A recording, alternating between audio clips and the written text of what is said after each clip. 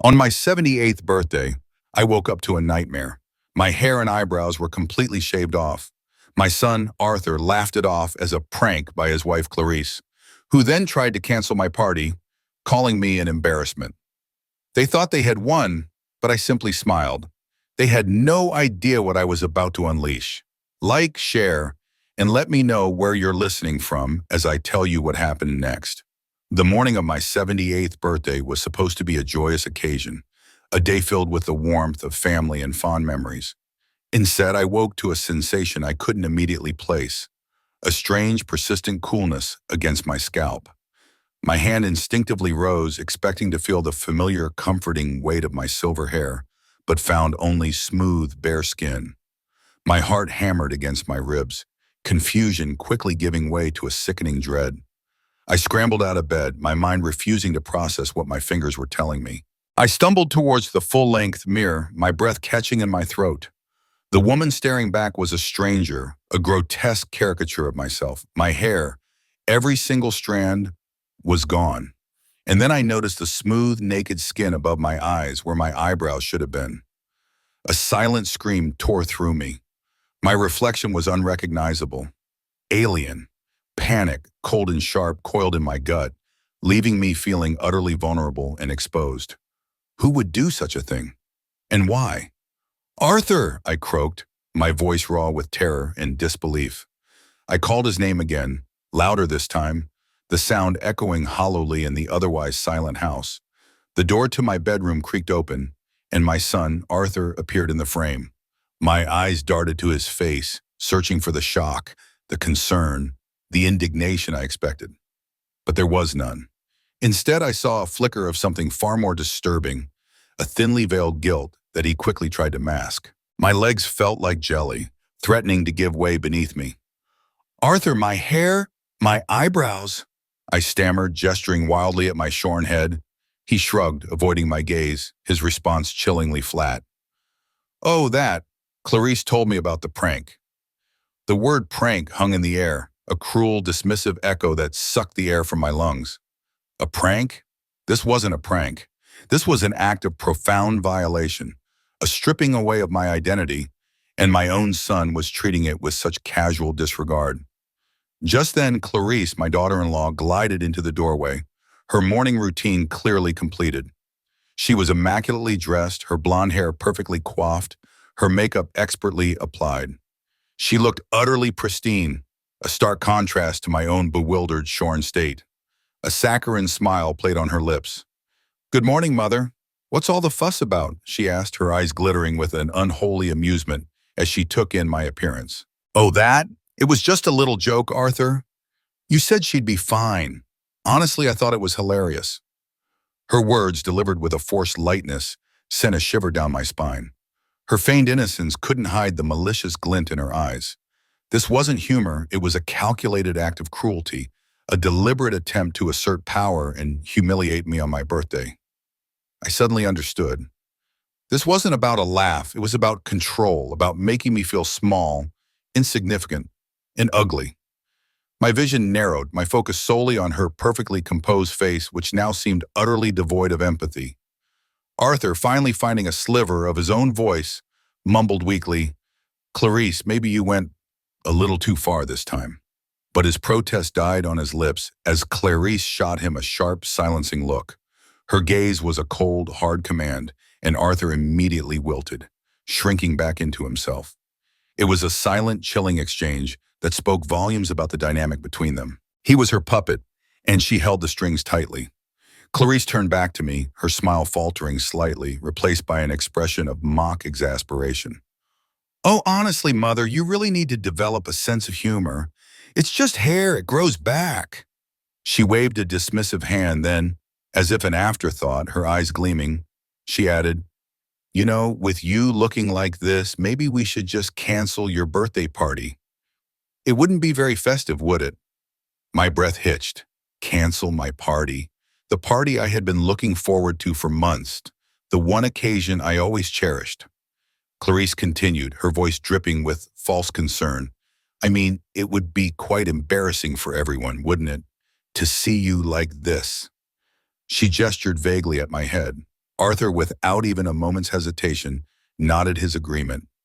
She's right, Mother. Maybe we should postpone. Just for a little while. The casual cruelty, the complete disregard for my feelings, was a physical blow. I turned my gaze from Clarice, her face a mask of triumphant indifference, to Arthur. He couldn't meet my eyes. In that moment, the full weight of his complicity crashed down on me. He wasn't just standing by. He was actively participating in my humiliation, agreeing to strip me of my dignity and my celebration.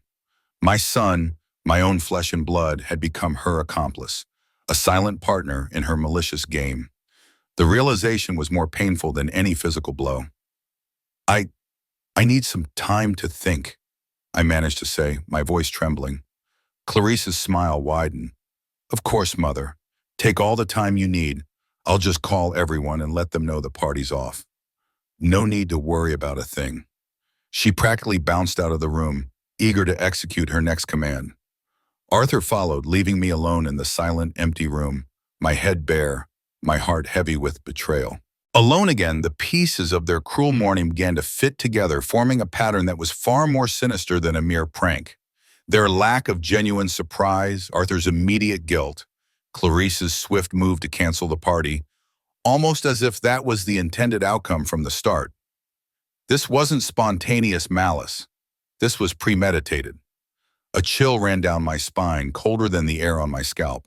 There was a deeper game at play, a carefully orchestrated plot. And then it hit me. Two names on my guest list flashed in my mind.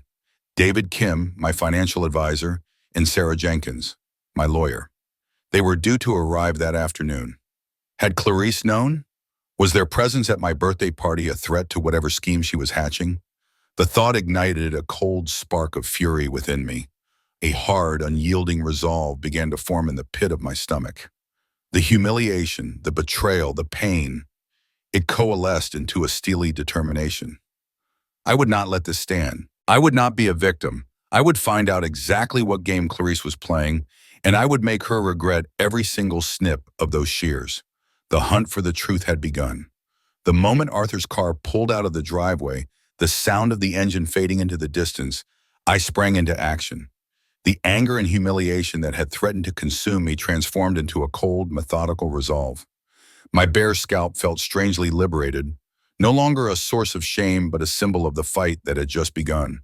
My first order of business was to find proof, to confirm my terrifying suspicions. I started in my own bedroom, meticulously searching every surface, every corner for the telltale strands of silver hair that had once adorned my head. I checked the floor, under the rug, even within the folds of my sheets. Nothing. Not a single trace. The absence of evidence was, in itself, damning. This wasn't a spontaneous act. The cleanup had been thorough, precise, almost sterile. It pointed to a premeditated act executed with a chilling level of care. They hadn't wanted me to find anything, to leave no doubt as to who was responsible, but they had underestimated me. I might be old, but I wasn't senile. I knew how to look for what others wanted to hide. My gaze drifted across the hallway to the guest bathroom, the one Clarice often used. A hunch, a tiny voice in my head, urged me to check there. I walked in, my eyes scanning the pristine white tiles, and there, tucked almost out of sight behind the toilet, was a small, tangled clump. My heart leaped. It was my hair. Unmistakable silver strands, much longer than what would typically shed. A gasp escaped my lips. The realization hit me with the force of a physical blow. They hadn't shaved my head in my own room where I might have woken up. They had done it elsewhere, in a place they could control, a place where they could clean up without fear of detection. And Clarice was the only one who regularly used this particular bathroom. This discovery led to an even more terrifying conclusion. I must have been drugged. There was no other explanation for my profound, dreamless sleep, for my complete unconsciousness, while such a heinous act was perpetrated against me. The thought sent a fresh wave of nausea through me, mixing with the potent cocktail of anger and fear already churning in my stomach. To violate me in such a way, to render me helpless. The audacity was staggering. I moved to the kitchen, my mind racing. Clarice often made me a cup of chamomile tea before bed, a thoughtful gesture I had always appreciated. Now it felt like a poisoned chalice. My eyes darted to the spice rack, a colorful array of jars where Clarice kept her herbs for cooking, and I now realize, perhaps other things. My fingers trembled slightly as I began to sift through the bottles, my heart pounding a frantic rhythm against my ribs. Cinnamon, cumin, paprika. And then, tucked behind a large jar of oregano, I saw it, a small, unassuming brown bottle. I pulled it out, my fingers fumbling with the label. Diffenhydramine 50 milligrams. The words blurred for a moment, then snapped into sharp focus. Prescribed to Clarice Miller. The bottle felt suspiciously light. I shook it, and the almost empty rattle confirmed my worst fears. Diffenhydramine. Hydramine. An antihistamine, yes, but also a powerful sedative. At high doses, especially in an elderly person with a slower metabolism, it could induce profound drowsiness, even unconsciousness. It explained everything: my unusually deep sleep, my inability to stir, the utter helplessness I had experienced. My legs gave out from under me, and I sank onto a kitchen chair, the cold tile floor doing little to ground me. This wasn't a prank. This was a deliberate, calculated assault. They had drugged me, violated my body, and then tried to pass it off as a harmless joke. The sheer depravity of it made my head spin. My hands were shaking so violently I had to grip the edge of the table to steady myself. Suddenly, the shrill ring of the telephone shattered the silence. I stared at it for a moment, then slowly reached out and answered, my voice still a little shaky. Hello? Eleanor, is that you? The voice on the other end belonged to Beatrice Miller, a friend from the country club, a woman whose gossiping tendencies were legendary, but whose heart was generally in the right place. Clarice called me earlier. She said you were unwell, that you'd picked up some awful bug and were practically contagious. She told me to cancel our lunch date for next week and suggested I might want to avoid visiting for a while, for my own good. My blood ran cold. Clarice was already spinning lies, meticulously constructing a false narrative. Unwell, contagious. She wasn't just canceling my party. She was isolating me, controlling the flow of information, painting me as someone to be avoided. Why? Why the urgent need to keep people away from me, especially tonight? The question hung heavy in the air, a dark cloud of suspicion. I quickly made my excuses to Beatrice, promising to call her back when I felt better, and hung up. My mind raced, connecting the dots. The canceled party, the effort to isolate me, the drugging, the shaving. It all pointed to one thing. Clarice wanted me out of the way, unable to interact with anyone, especially anyone who might ask questions or notice something amiss. But what exactly was she trying to hide or accomplish? My thoughts immediately turned to my finances. Clarice had always shown an unhealthy interest in my money, often making casual remarks about my comfortable nest egg. I rushed to my purse, pulling out my checkbook and the small, leather-bound register where I meticulously recorded every transaction. My fingers flew through the pages, scanning for anything unusual. And then I saw them. Several entries, large sums, dated in the past few weeks. The handwriting looked like mine, but there was something subtly off about it. A slight tremor, a lack of the usual confidence in the strokes. It felt wrong, utterly wrong. I needed to see my actual bank statements. They would confirm my suspicions, reveal the true extent of this betrayal. I hurried to my desk in the study, where I kept all my important documents neatly filed. My heart pounded as I opened the drawer, rummaging through the folders. But they weren't there. My most recent bank statements were missing. Panic clawed at my throat. Just then I heard the familiar sound of Arthur's car pulling back into the driveway. Laughter, light and carefree, drifted from the front door. They were back. I quickly shoved the Diffenhydramine bottle into the pocket of my housecoat, smoothed my dress, and tried to compose myself, forcing my features into the expression of a defeated old woman. I needed to appear broken, helpless, precisely what they expected me to be. As Clarice and Arthur walked in, their faces alight with an inexplicable cheerfulness, I knew what I'd found was just the tip of the iceberg. This was far more than a prank. This was a systematic, calculated attempt to defraud and disable me, and I was going to fight back. Clarice, ever the picture of false solicitude, appeared in the kitchen doorway, a small bowl of steaming soup in her hands. "Mother, you look quite pale," she cooed, her voice sickeningly sweet. "I've made you some nourishing soup for your recovery. You've clearly caught a bug." Her feigned concern was a grotesque mockery, a cruel irony considering I knew she was the one actively poisoning my life, not nurturing it. I forced a weak smile, accepting the bowl. I would play her game, for now. "Thank you, dear," I said, my voice deliberately frail. I took a small, hesitant sip of the soup, careful not to ingest too much. Then, as if an old woman's mind was simply wandering, I added, "You know, all this confusion has me quite flustered. I was looking through my checkbook earlier, and some of the entries, well, they just didn't make sense. So many little transactions. My memory isn't what it used to be, I suppose. I keep wondering if I've been managing my bank accounts correctly." I watched her face like a hawk. For a split second, a flicker of raw panic crossed Clarice's features, a lightning-fast ripple of fear that she quickly, expertly masked. It was gone almost before it registered, replaced by that triumphant, predatory smile I was beginning to recognize. "Oh, Mother, don't you worry your pretty little head about those tedious numbers," she purred, taking the empty soup bowl from my hand. "That's precisely what I'm here for, to help you. I've been keeping an eye on things for you, making sure everything is in order." The words were meant to reassure, but in her mouth, they sounded like a confession. My gaze drifted from her face to her wrist. There, glinting in the soft kitchen light, was her expensive bracelet, a delicate gold chain intertwined with small, polished emeralds. And caught between two of the tiny emeralds, a single unmistakable strand of silver hair. My hair. My vision blurred for a moment, the injustice a searing pain in my chest. She was wearing it like a trophy, a grotesque memento of her triumph, a silent boast of her conquest. My blood ran cold, then boiled with a quiet rage. "Thank you, dear," I said, my voice still carefully neutral. "I think I'll just go lie down for a bit. All this excitement has quite exhausted me."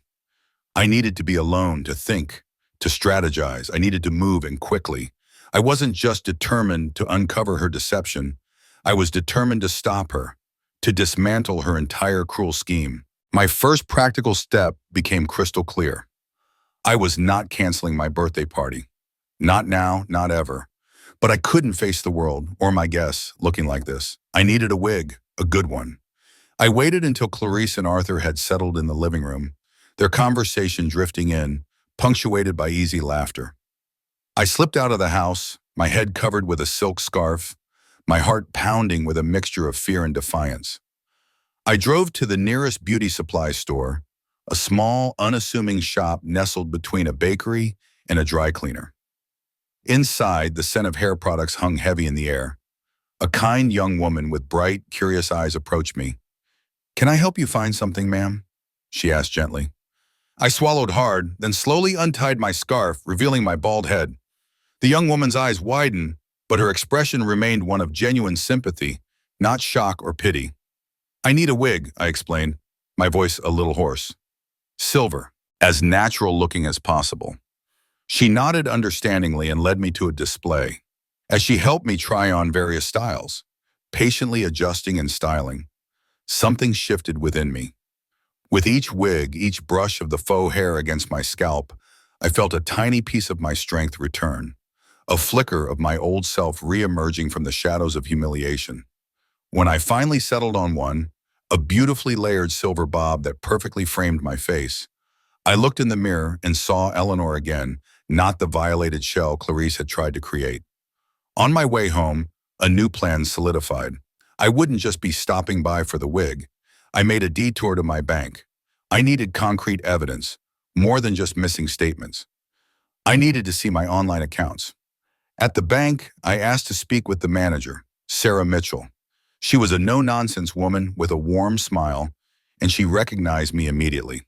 "Eleanor, it's good to see you, though I must say, that scarf is a new look for you," she said, her brow furrowing slightly with concern. I simply offered a tight smile. "Just a bit of a change, dear. I need to access my online banking, if you please. My statements seem to have gone astray, and I'm a bit worried about some transactions. Sarah led me to a private computer terminal, her concern growing. As I logged in, my hands, which had been steady during the wig fitting, now trembled with anticipation and dread. I navigated to my transaction history, setting the filter for the past 6 months. The screen filled with a dizzying list of debits. My eyes scanned the entries, growing wider with each passing second.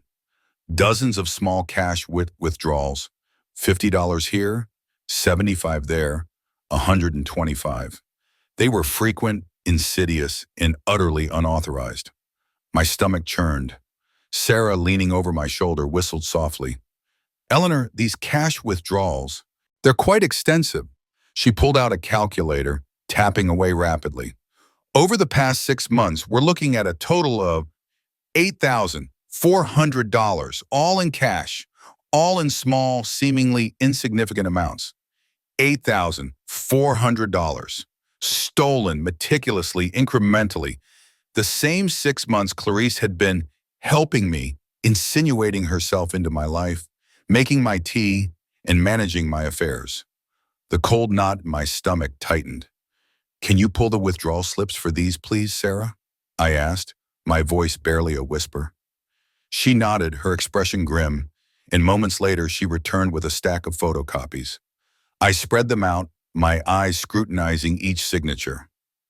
It was a masterful forgery. At first glance, it looked exactly like my signature. But now, armed with suspicion, I could see the subtle differences. A slight hesitation in the E, a faint tremble in the R at the end of Eleanor, a confidence that wasn't quite mine. Clarice had been practicing. Then, an even more insidious discovery, I recognized some of the checks. These were legitimate checks I had signed for small amounts, for groceries or a gardener, but the amounts had been altered. A check for $15 to the local market now clearly read $150. Another for $20 to a charity now appeared as $200. My signature was real, but the numerical value had been expertly manipulated. Sarah looked at me, her expression grave, her voice soft but firm. Eleanor, this is elder financial abuse. It's a serious crime. I closed my eyes for a moment, the weight of her words heavy on my soul. I trusted her, Sarah, I admitted, the shame burning hot on my cheeks. I let her help me, thinking she had my best interests at heart. The realization was stark and bitter. Clarice hadn't just stumbled into this. She had been perfecting her forgery skills, honing her craft, systematically siphoning off my money, all while projecting an image of selfless care. The hair, the drugs, the canceled party, it was all part of a much larger, more devious plan. My initial shock over the $8,400 in cash withdrawals quickly spiraled into despair as Sarah scrolled to my savings account. The number staring back at me was a cruel joke. 12 less on that $300. Just months ago, that account held over $30,000, the careful accumulation of a lifetime's work and frugal living. The systematic theft wasn't just limited to small cash increments. Clarice had been systematically bleeding me dry, her greed far more extensive than I had initially imagined. My vision blurred, the numbers mocking me with their cold finality. Sarah, sensing my distress, hesitated, then spoke in a low, compassionate voice. Eleanor, there's something else you should know. About 3 weeks ago, Clarice came in. She was asking some rather pointed questions about changing beneficiaries on your accounts. She mentioned that you had been experiencing some memory problems, and she was just trying to help you get things in order before things got worse. My blood ran cold. Memory problems, changing beneficiaries. The full, chilling extent of Clarice's plot slammed into me. She hadn't just been stealing my money. She had been planning to take over my accounts completely, to legally gain control of everything I owned. This wasn't just opportunistic theft. This was a meticulously crafted long con, a slow, deliberate poisoning of my financial independence. And then, with a horrifying clarity, I understood the shaving. It wasn't just an act of cruelty. It was a calculated move, a crisis event, designed to make me appear incompetent, to substantiate her claims of my declining mental state and budding dementia. If I showed up at my party, bald and disoriented, It would lend credence to her fabricated narrative, paving the way for her to swoop in as my savior and seize control. The depth of her malice was truly staggering. I left the bank with a thick folder of photocopies, all the fraudulent transaction slips, the bank statements detailing the missing funds, and Sarah's printed notes from Clarice's earlier inquiry. The weight of the folder in my hands was heavy, but so was the burning determination in my heart. The sense of defeat had vanished, replaced by a fierce resolve. Back home, I found Arthur in the living room, absorbed in a golf tournament on television. Clarice was nowhere to be seen, likely in their bedroom, preening or plotting. I seized the opportunity, walking past Arthur with a deliberately slow, shuffling gait, giving him a vacant smile. "Just going to rest my eyes, dear," I mumbled, making my way to what had once been Arthur's childhood bedroom, now Clarice's private domain, her dressing room and office, as she called it. The room, usually pristine, was a treasure trove of Clarice's vanity. Expensive clothes hung in the closet, designer shoes lined the shelves. I began my search, methodical and swift. I started with her vanity table, then moved to her desk, rifling through drawers. Nothing. Then I remembered her penchant for hiding things among her most prized possessions. I went to her lingerie drawer, a silk-lined space filled with delicate lace and satin, and there, tucked beneath a pile of expensive silk negligees, was a thick manila folder. My breath caught. My hands trembled as I opened it. Inside, the contents chilled me to the bone, confirming my worst fears. There were photocopies of my bank statements, meticulously highlighted, the unauthorized withdrawals circled in red. There were handwritten notes on my daily routines, my tea time, my nap schedule, the days I went to the country club, lists of my assets, my investments, even my antique furniture, complete with hastily scribbled estimated values. She'd been casing me like a thief planning a heist. But the most chilling discovery was a multi-page document written in Clarice's distinctive, elegant hand. It was a timeline, her plan, step by step, a meticulous blueprint for financial subjugation. My eyes scanned the headings: Phase 1, infiltration, gain trust, access bank statements. Phase 2, gradual siphoning, small, undetectable withdrawals. Phase 3, isolation, discredit mother, limit contact with outside influence. And then I found it. Crisis event, demonstrate incompetence. Hair shaving, for effect of disheveled appearance, signs of dementia, confusion. My jaw tightened. It was all there, laid bare in her own words. Every vile act, every calculated cruelty was part of this grand, horrifying scheme. Below that, another entry: canceled party, avoid financial advisor meeting. David Kim. My financial advisor, David Kim, and my lawyer, Sarah Jenkins, were on my original guest list. Clarice hadn't just wanted to cancel the party to humiliate me. She wanted to prevent David Kim from seeing me, from speaking to me, from inadvertently uncovering her fraud. My lawyer, Sarah, would have been an even bigger problem. The pieces clicked into place with a sickening thud. Further down, I found a draft letter, typed on Arthur's letterhead, addressed to a Dr. Evans, a geriatric specialist. The letter, seemingly from Arthur, expressed deep concern about my recent decline in mental acuity, my episodes of confusion, and my increasing forgetfulness. It was a prelude to having me declared mentally incompetent, an official rubber stamp on Clarice's fabricated narrative. The final document is the folder made my blood run cold, a power of attorney form. It was complete, filled out with all my personal details, granting Clarice complete and total control over all my financial and medical affairs. All it lacked was my signature, my real signature. She had planned to have me sign it under duress or deception, and then she would have legally owned me, body and soul, my future entirely in her hands. A cold wave washed over me, then a fierce surge of adrenaline. The party wasn't just to be avoided for her sake, it had to be avoided. My financial advisor and lawyer would have been present, astute eyes that would immediately pick up on the discrepancies, the forced behavior, the bald head, and empty stare she expected me to display. She couldn't risk them being there. She couldn't risk them seeing through her carefully constructed illusion. Clarice had made one critical, fatal mistake.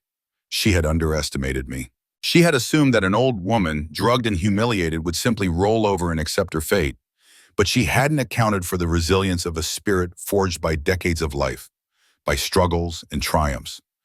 I carefully gathered every piece of evidence: the fraudulent statements, the timeline, the draft letter, the power of attorney form.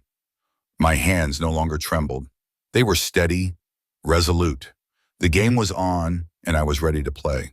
If you're gripped by Eleanor's story and want to see how she turns the tables, make sure to like this video, share it with a friend, and subscribe so you don't miss a single part of her epic revenge. Let's see what happens next. With the manila folder of Clarice's sinister plans tucked securely under my arm, I returned to the kitchen. My bare head was now a reminder of her malice, but also of my renewed purpose. At the kitchen table, I pulled out a fresh notepad and a pen, my hand remarkably steady. It was time to make some phone calls. My first call was to David Kim, my financial advisor. I kept my voice calm, but with an underlying current of urgency. David, it's Eleanor. I know Clarice called to cancel my party, but I need you to disregard that. In fact, could you possibly come an hour early? There are some irregularities I need to discuss with you before the other guests arrive. I heard the slight shift in his tone, the immediate concern in his voice. He agreed without hesitation. Next, I dialed Sarah Jenkins, my lawyer. With her, I was more direct, cutting straight to the point. Sarah, I need your immediate assistance. I've uncovered evidence of elder financial abuse, and I intend to press charges tonight. I need you at my birthday party, and I need you to bring a witness form with you. You'll understand why when you get here. There was a stunned silence on the other end, then Sarah's sharp, professional voice. Eleanor, are you safe? What's going on? I assured her I was, and briefly, carefully, explained enough for her to grasp the gravity of the situation. She promised to be there early. Then came the calls to my friends, the dozen or so guests Clarice had meticulously called to cancel. With each person, I swallowed my pride, explained the bald truth of what had happened, and clarified that the party was in fact on. Clarice decided to play a rather cruel joke on me this morning, I explained, and then tried to cancel my celebration. But I refused to let her win. My party is still on, and I'd be honored if you'd still come. To my immense relief and gratitude, every single one of them agreed, their outrage mirroring my own. Beatrice Miller, my country club friend, was particularly vociferous in her support. That viper, she exclaimed. I'll be there, Eleanor, and I'll bring the largest bottle of champagne I can find. A deep sense of satisfaction settled over me. Clarice thought she had isolated me, humiliated me, silenced me. She believed I was a defeated old woman, easily manipulated and dismissed. She was about to learn just how profoundly wrong she was. The party would happen, yes, but it wouldn't just be a birthday celebration. It would be a showdown, a night of reckoning that Clarice would never, ever forget. When Arthur and Clarice finally returned from their midday errands, their laughter echoing through the house, I was still sitting at the kitchen table, the empty notepad before me. The silk scarf was carefully arranged on my head, my shoulders slightly slumped, my posture conveying the image of a woman utterly crushed. I offered them a faint, almost imperceptible smile, playing the role of the defeated old woman to perfection. They had no idea about the wig tucked away in my bedroom closet, no inkling of the folder of damning evidence now hidden there, nor the network of allies I had just rallied. Feeling a little better, Mother? Clarice asked, her voice oozing false sympathy. We picked up some of those soft crackers you like. Arthur nodded, oblivious. I mumbled a weak thank you, and slowly, deliberately pushed myself up from the chair. I think I'll go rest in my room now, I announced, making sure my steps were a little unsteady. I went to my bedroom, not to rest, but to prepare for the battle ahead. The soft light of dusk was beginning to filter through the windows, casting long shadows across the room. I retrieved the manila folder from its hiding place. Methodically, I arranged all the evidence: the printouts of the fraudulent bank transactions, the magnified copies of the forged signatures, the almost empty Diffenhydramine bottle, and Clarice's chilling handwritten timeline of her plot. Everything was organized, ready to be presented. Then, I turned my attention to myself. I selected my best navy blue silk dress, a classic piece that always made me feel elegant and strong. I fastened my mother's pearl necklace around my neck, the cool pearls a comforting weight against my skin. At my vanity, I carefully applied makeup, paying extra attention to drawing and delicate, natural-looking eyebrows, a small act of defiance against Clarice's cruelty. Finally, the wig. I gently placed it on my head, adjusting it until it felt perfectly secure. I looked in the mirror, and a gasp escaped me. It was flawless. The silver strands shimmered, framing my face naturally, restoring the familiar contours of my appearance. Even I, who knew the truth, was amazed at how convincing it was. The bald, humiliated woman Clarice had created was gone, replaced by Eleanor, a woman preparing for battle. The transformation was not just external, it was internal. As 6 p.m. approached, I made my way to the living room, my steps now firm, my head held high beneath the silver wig. I could hear Clarice on the phone, her voice hushed but urgent. She was in the den, just off the living room, unaware I was within earshot. "Yes, Dr. Evans," she whispered. "Arthur and I are increasingly concerned. Her behavior today has been quite paranoid. She's been muttering about missing money, imagining things. We're trying to keep her calm, but it's escalating." My blood ran cold. She was laying the groundwork, building her case.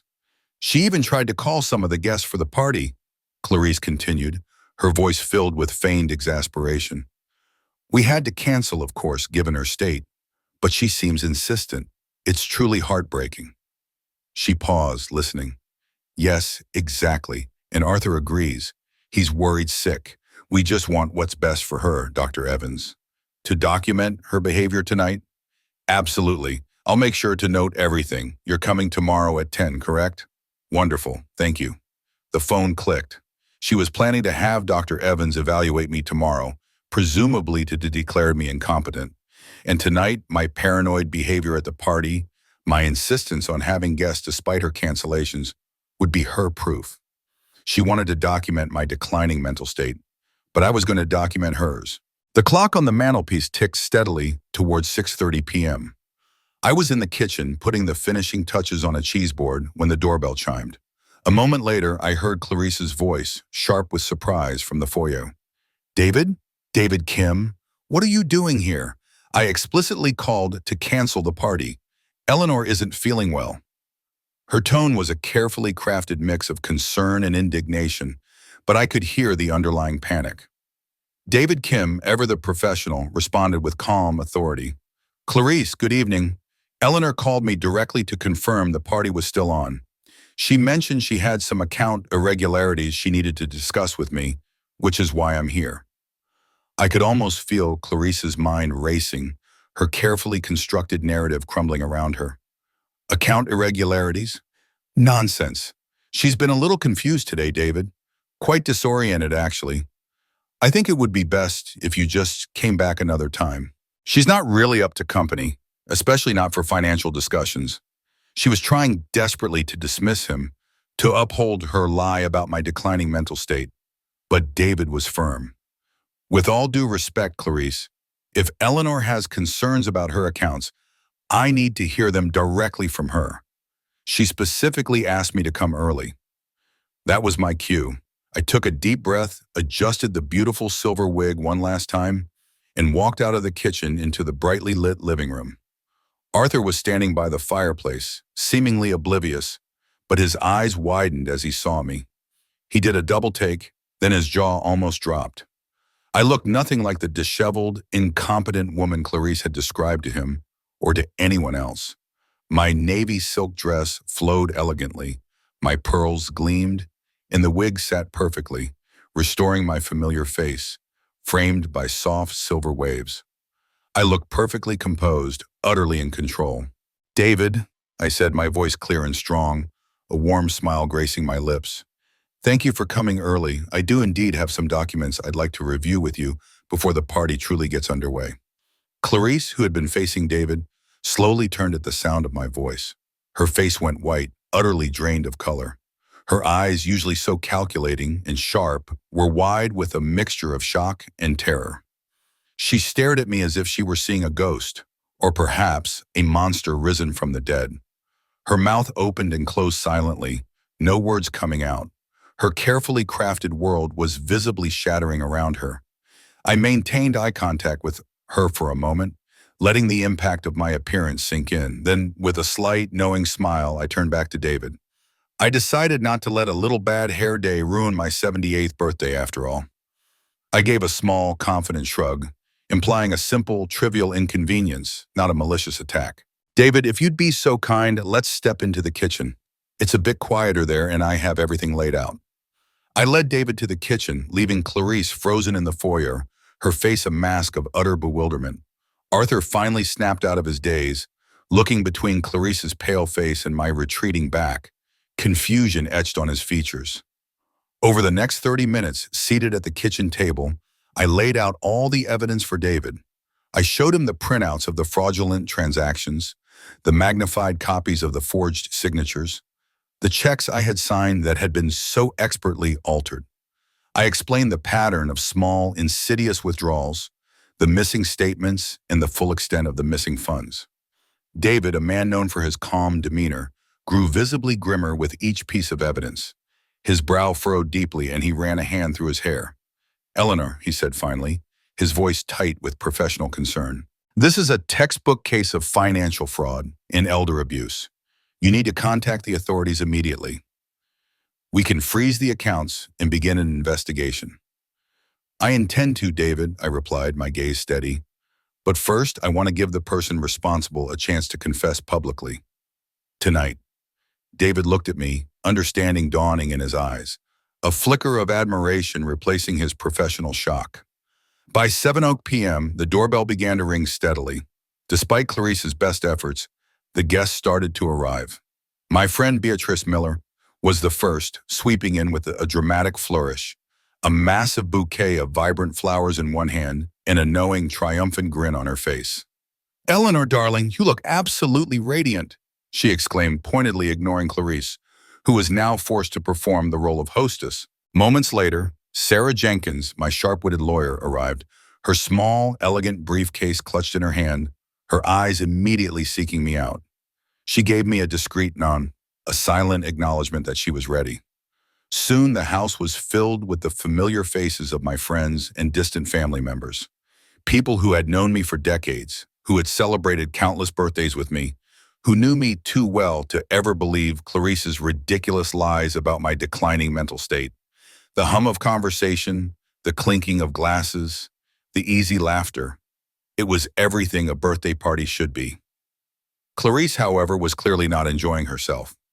I watched her from across the room, circulating among the guests, her smile becoming increasingly forced and brittle. She moved like a trapped animal, darting glances at me, then at David, then at Sarah, her eyes wide with a dawning dread. Arthur, bless his oblivious heart, seemed genuinely pleased to see everyone, completely unaware of the storm brewing around him. The caterer arrived with trays of delicious food. The flowers Beatrice brought were arranged beautifully in a vase on the mantelpiece. Everything was exactly as I had planned, a picture of perfect normalcy. But beneath the surface, tonight was anything but normal. Tonight was a reckoning. The party buzzed with convivial chatter, the clinking of glasses, and the soft strains of jazz music. At exactly 8 p.m., with everyone served and settled, I stood up from my chair in the center of the living room. My hand, surprisingly steady, reached for a wine glass and tapped it gently with a spoon. The soft chime, once, twice, commanded attention, and the room slowly quieted, all eyes turning toward me. "Thank you all for coming to celebrate my 78th birthday," I began, my voice strong and clear, resonating through the hushed room. My gaze swept across the familiar faces, acknowledging the warmth and affection in their eyes. "I know many of you received calls earlier today informing you that the party was canceled, that I was unwell." I paused, letting the implication hang in the air. "While I appreciate the concern, I actually have something very important to share with you all tonight. Something that couldn't wait." I could feel Clarice's eyes on me, wide and filled with a terror that was almost palpable. She was frozen near the mantelpiece, a half-eaten canapé forgotten in her hand, her earlier forced smile now completely gone, replaced by an expression of pure dread. She knew what was coming. Arthur, beside her, looked utterly perplexed, oblivious to the impending storm. This morning, I continued, my voice firm, I woke up to discover someone had, while I slept, shaved off all my hair and my eyebrows. The words hung in the air, met by a stunned silence. Then a collective gasp rippled through the room. Murmurs erupted, questions forming on people's lips, confused glances darting from me to Clarice. This was not, I declared, cutting through the murmurs, a prank. It was part of something far more sinister, something that goes much deeper than just a cruel joke. I reached out, and Sarah Jenkins, my lawyer, who had been sitting calmly near me, discreetly handed me the manila folder. The subtle exchange did not go unnoticed by Clarice, whose eyes tracked the folder with the desperation of a cornered animal. Over the past 6 months, I explained, opening the folder and pulling out the first set of documents, someone has been systematically stealing from me. Small amounts at first, then larger. They used forged signatures on withdrawal slips, altered checks I had legitimately signed, changing a $15 payment to $150, a $20 payment to $200. In total, over $8,400 has been siphoned from my accounts. The room fell into a stunned, horrified silence. Guests stared, their faces shifting from disbelief to dawning comprehension. Beatrice gasped, covering her mouth with her hand. Arthur looked utterly bewildered, finally sensing the gravity of the situation. He turned to Clarice, but she avoided his gaze, her face rigid with fear. The hair shaving, I continued, my voice gaining power, was not just an act of petty cruelty. It was, as per a written plan I discovered, a crisis event. It was meant to make me look incompetent, disoriented, unstable. Part of a larger scheme to have me declared mentally unfit, to eventually gain full control over all my finances and my life. My gaze, cold and unflinching, settled directly on Clarice. Her face was ashen, drained of all color, her hands now visibly trembling.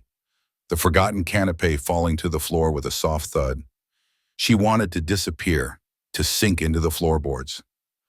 The person who did this to me, I said quietly, the words echoing in the sudden, cavernous silence of the room. The person who orchestrated this betrayal, who drugged me, stole from me, and planned to destroy my life, is in this room right now, and I think it's time for her to explain herself. The silence that followed was deafening, thick with tension.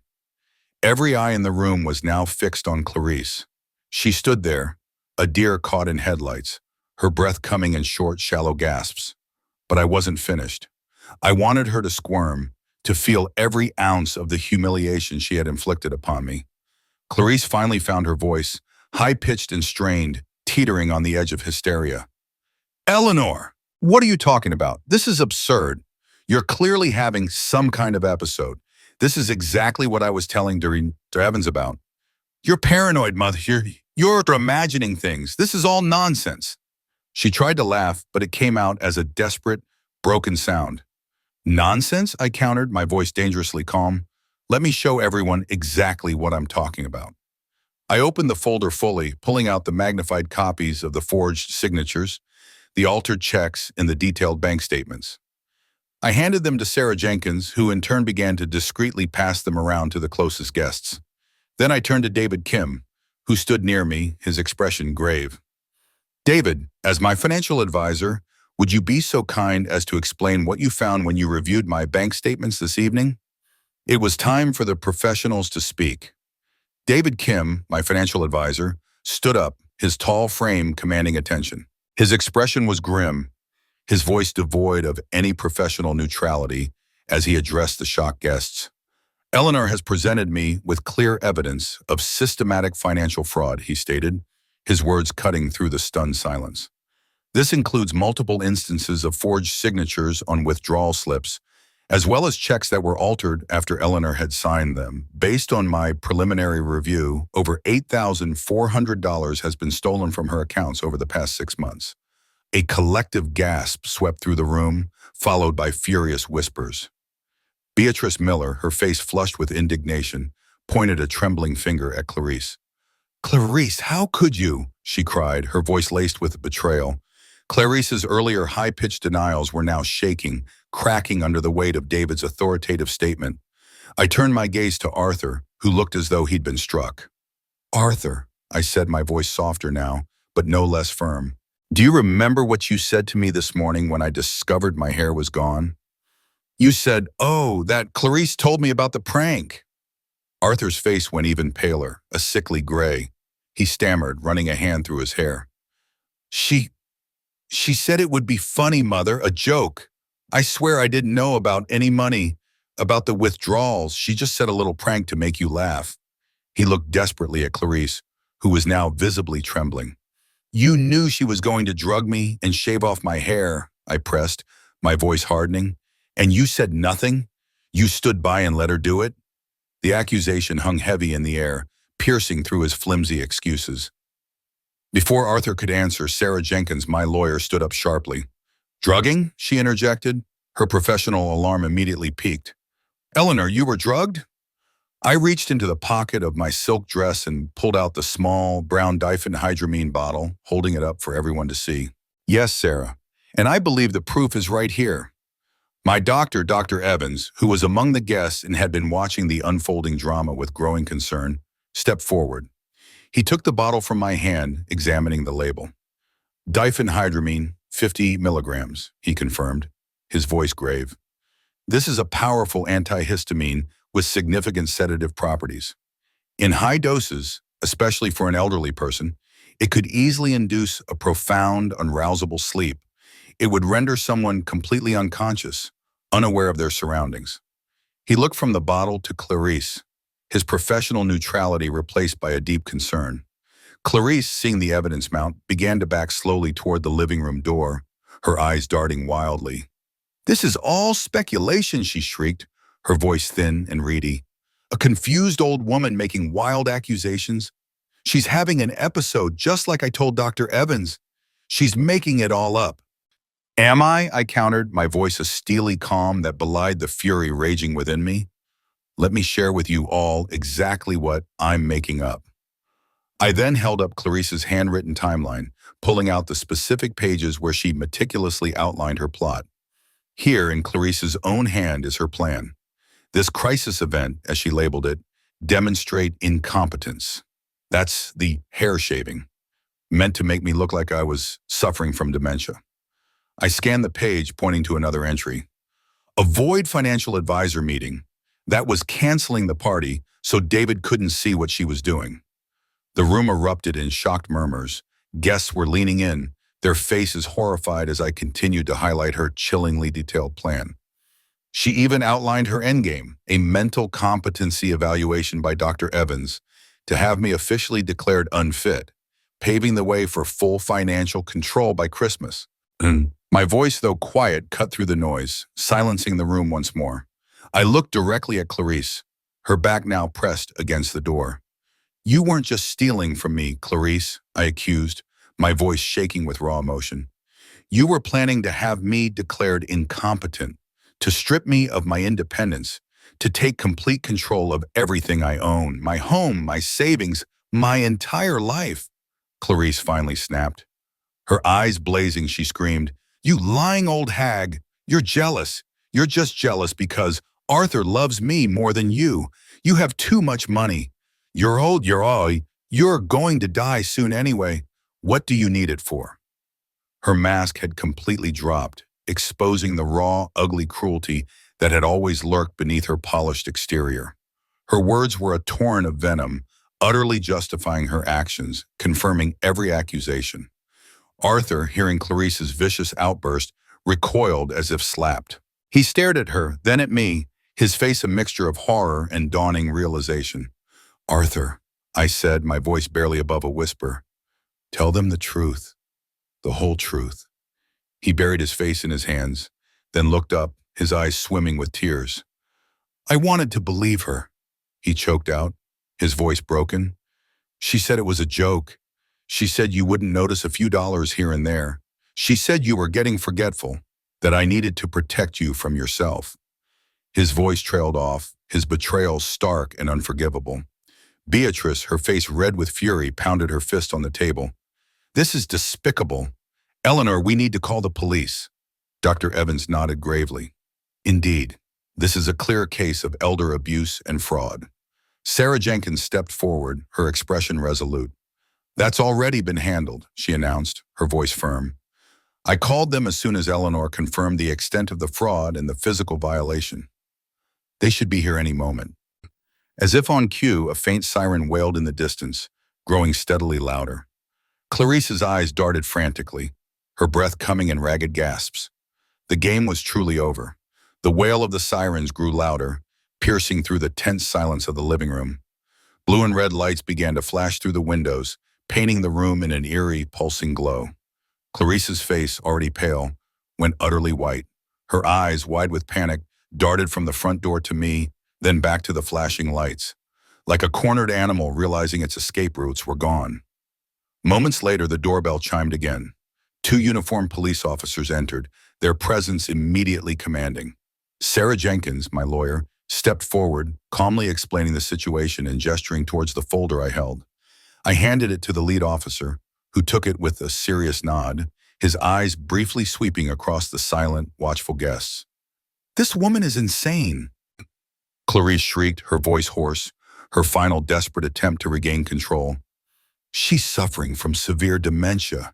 She's making wild accusations. This is all a delusion, officer. She shaved her own head and now she's blaming me. The officer, however, remained unfazed. He glanced at the detailed bank statements, the forged signatures, the timeline, and the empty pill bottle, then looked at the numerous, solemn faces of my guests, all ready to corroborate my story. David Kim stepped forward to confirm the financial fraud, and Dr. Evans gravely attested to the sedating effects of the drug. Based on the overwhelming evidence and multiple credible witness statements, the officer turned to Clarice. Clarice Miller, he stated, his voice firm and clear, you are under arrest for financial fraud and elder abuse. As the cold click of handcuffs echoed in the shock room, Clarice glared at me, her eyes burning with a hatred so intense it almost physically hurt. You think you've won, old hag? She hissed, her voice barely a whisper, but venomous. You're still just a pathetic old woman who's going to die alone. I met her gaze, my own eyes calm and steady. A small, resolute smile touched my lips. Look around, Clarice, I replied, my voice clear and unwavering, gesturing to my supportive guests, to Beatrice, who reached for my hand, to Sarah, who stood protectively by my side. I'm not the one leaving here in handcuffs, and I'm certainly not alone. The officers led a struggling, shrieking Clarice out of the house, her final indignant cries fading into the night. Then, the hardest part, I turned to Arthur. He stood there, his face streaked with tears, his shoulders slumped, utterly broken. Arthur, I said softly, you have a choice to make. You can go with her, stand by her side, and face the consequences of her actions. Or you can stay here with your family and begin the long, difficult process of rebuilding the trust you have so carelessly squandered. He looked at me, then at the empty doorway where Clarice had vanished. After a long moment, he slowly, tearfully, sat back down on the sofa, burying his face in his hands. He chose to stay. 3 months later, my life has slowly, steadily transformed. My hair has grown back, a soft, silvery cap that I've decided to keep in a chic, shorter style. It feels lighter, fresher, and oddly symbolic of the new lightness in my spirit. I look in the mirror and see a woman who has endured a trial by fire and emerged younger, stronger, and more resilient than ever before. Arthur has apologized profusely, his remorse genuine and profound.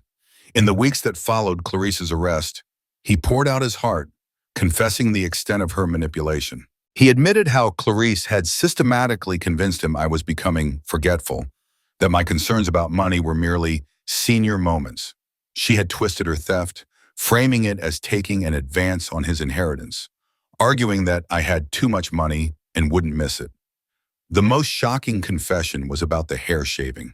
She had actually convinced him that I wanted a dramatic new look for my birthday and that he should support my choices, even helping her clean up the hair, believing he was helping me achieve a secret wish. The depth of her insidious control over him was truly sickening. Clarice eventually pleaded guilty to financial fraud and elder abuse. She was sentenced to 2 years in prison, ordered to pay me $15,700 in restitution, an amount that surprised me, though it was less than I knew she'd stolen. It was a symbolic victory, and received a 5-year no-contact order, ensuring she could never threaten me or my peace again. Arthur moved out of my house shortly after the arrest. He got an honest job, working diligently, taking small steps to regain his independence and his self-respect. We are slowly, painstakingly rebuilding our relationship. Our Sunday dinners are now filled with quiet conversations, with him truly listening, truly seeing me. It's a fragile beginning, but it's a beginning nonetheless. I forgave Arthur, not for Clarice's actions, but for his complicity, for his weakness. The hurt still lingers, a scar rather than an open wound, but I believe he has learned a devastating lesson. He finally really sees me, not as a frail old woman, but as his strong mother, a survivor. My finances are fully restored thanks to David and Sarah. More importantly, I've taken complete control. I use online banking, meticulously review every statement, and have set up alerts for every transaction. No one will ever again exploit my trust or my assets. I've updated my will, not just to protect myself, but to include safeguards for Arthur, ensuring he cannot be manipulated in the same way again. His inheritance now protected from any future predatory influences. I'm living a fuller, more socially active life, hosting bridge games, traveling with friends like Beatrice Miller, and enjoying every single moment. I am Eleanor, a survivor, and my story in so many ways is just getting started.